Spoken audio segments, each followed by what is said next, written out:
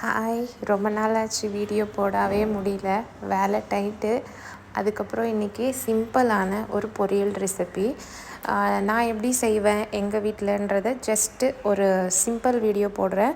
பிடிச்சிருந்தா லைக் பண்ணுங்கள், மறக்காமல் சப்ஸ்கிரைப் பண்ணுங்கள். நான் வந்து தட்டைப்பயிறு அலசிட்டு நைட்டே ஓவர் நைட் ஊற வச்சு எடுத்துக்கிட்டேன். அதை குக்கரில் ஒரு 2 விசில் விட்டு எடுத்துக்கலாம். அதுக்கப்புறம் அரைக்கீரை எடுத்திருக்கேன், அதை வந்து நல்லா அலசிட்டு எடுத்து வச்சுருக்கேன். பெரும்பயிறுன்னு சொல்லலாம், தட்டைப்பயிறுன்னு சொல்லலாம். 2 விசில் விட்டு எடுத்தோன்னே இங்கே பாருங்கள், இந்த அளவுக்கு வெந்திருக்கு. ரொம்ப குழைய விட்டால் பொரியலுக்கு நல்லா வராது. 2 விசில் விட்டு எடுத்துக்கலாம்.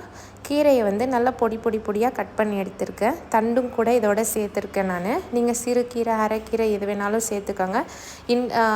பெரும்பயிறு பதிலாக பச்சை பயிறு போட்டு கூட செய்யலாம், நல்லாயிருக்கும். அதுக்கப்புறம் ஒரு 2 வெங்காயம் கட் பண்ணியிருக்கேன், சின்ன துண்டு இஞ்சி, ஒரு 4 பல்லு பூண்டு, 2 பச்சை மிளகாய். அதை நல்லா நசுக்கி கொரப்பாக எடுத்துக்க போகிறோம்.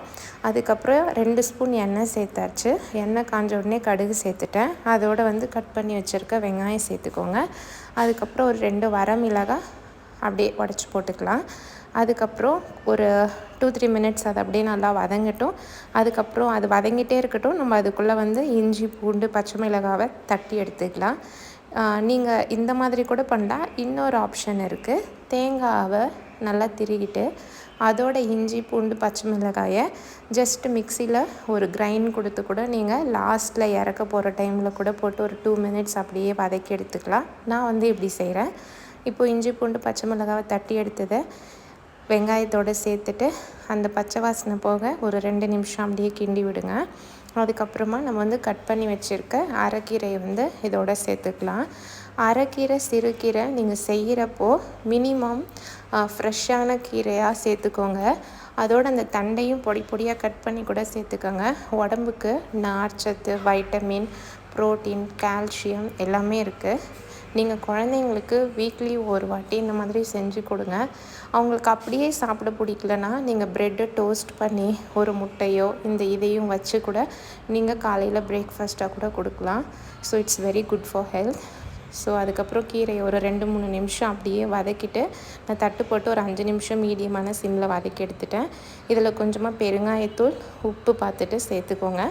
அதுக்கப்புறமா நம்ம வேக வச்சுருக்க பெரும்பயிரை வந்து இதோட சேர்த்துக்க போகிறோம். சேர்த்துட்டு 5 நிமிஷம் அந்த தண்ணி வத்துற வரைக்கும் அப்படியே கிண்டி விடுங்க. அதுக்கப்புறம் தேங்காய் கொஞ்சம் திருவி வச்சுருக்கேன், அதை லாஸ்ட்டில் கொஞ்சமாக போட்டுட்டு ஸ்டவ் ஆஃப் பண்ணிவிட்டு சர்வ் பண்ண போகிறோம். இந்த வீடியோ யாருக்கெல்லாம் பிடிச்சிருக்கோ மறக்காமல் comment, subscribe, share. Nadeem John channel name. அவ்வளோதான், ரெடி ஆயிடுச்சு. தேங்காய் பூ போட்டாச்சு. ஸோ ஹெல்தியான சுவையான பெரும்பயிர் அரைக்கீரை பொரியல் ரொம்ப நல்லாயிருக்கும். வாங்க சாப்பிடலாமா? ட்ரை பண்ணி பார்க்கலாமா? நான் வந்து இன்றைக்கி இதுதான் லன்ச் பாக்ஸுக்கு பருப்பு ரசம் இந்த பொரியல் பேக் பண்ணியிருக்கேன் வீட்டில் இருக்கிறவங்களுக்கு. ஸோ மறக்காமல் நீங்களும் ட்ரை பண்ணி பார்த்துட்டு டேஸ்ட் பண்ணி பார்த்து